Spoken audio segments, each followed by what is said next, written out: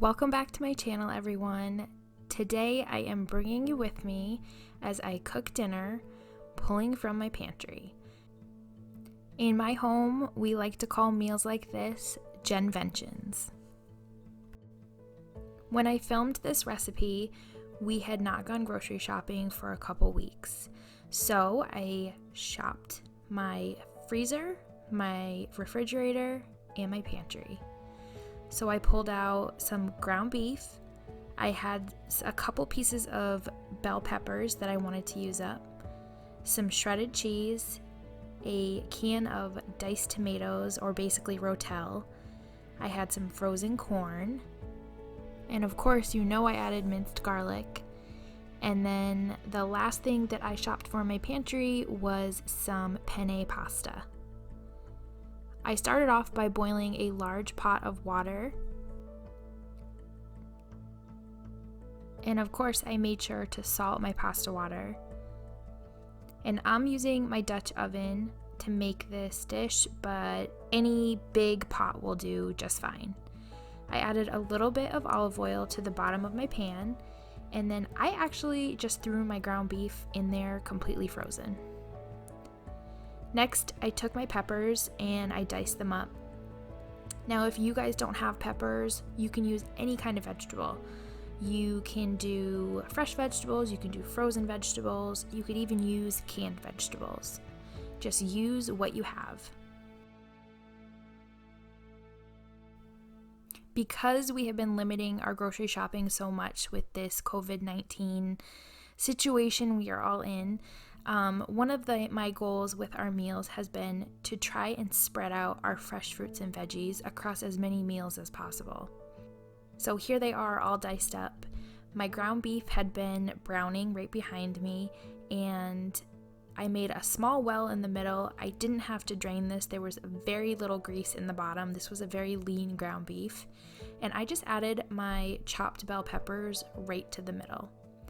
The other reason I really liked this dish was because it's basically made in one pot other than the pasta pot. So less dishes is always a good thing.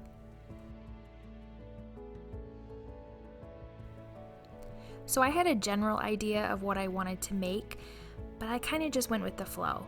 I added some minced garlic. If you guys have followed me for any length of time, you know that me and my family love garlic. So I added kind of a heaping teaspoon. You can add more, you can add less. I added some salt, and I like to use kosher salt, but whatever salt you have on hand. And I also added some black pepper. So this is the basics: garlic, salt, and pepper. These other things are just extras. Look in your spice cabinet, look in your pantry, and see what you have. Sometimes you'll be surprised at what flavorings you can add that just make it come to life. So after I let this cook for a little bit, I went ahead and added my can of rotel. I added about a third of a bag of frozen corn. I went ahead and gave this a good stir, and I was cooking this over medium-low heat. You don't want it to be too high because you want the flavors to kind of meld together. And now I'm going to add a little bit more flavor.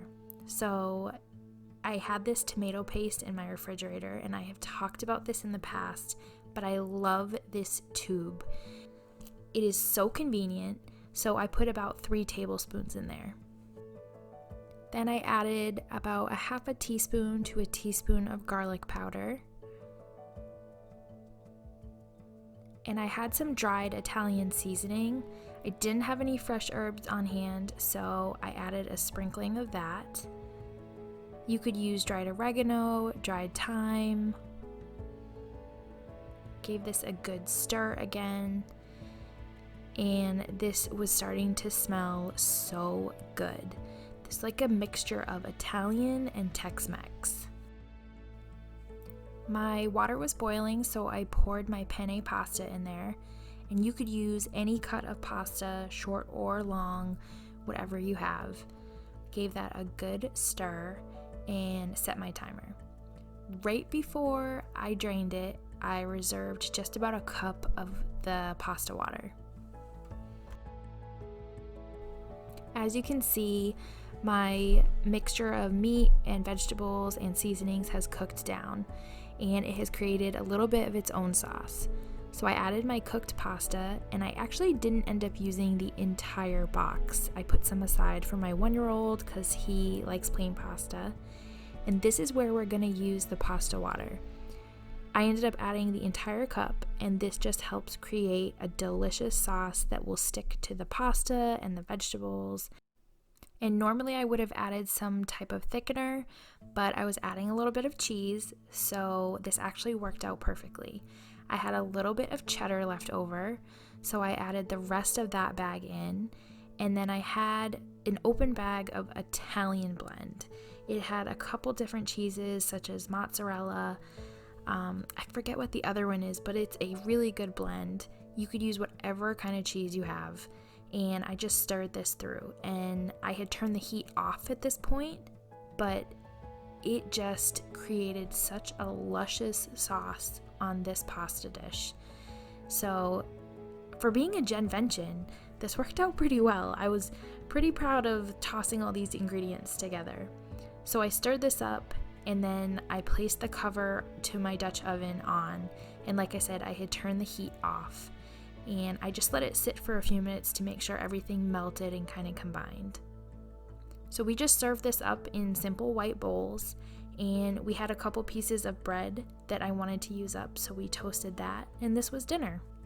Thanks so much for coming along with me while I cooked dinner from my pantry tonight. Hopefully this inspired you to put some ingredients together from your pantry. Get creative, don't get overwhelmed, and have fun with it. Make sure you guys are subscribed to my YouTube channel, that way you don't miss any upcoming videos.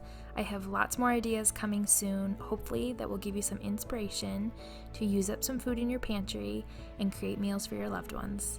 We'll see you in the next video.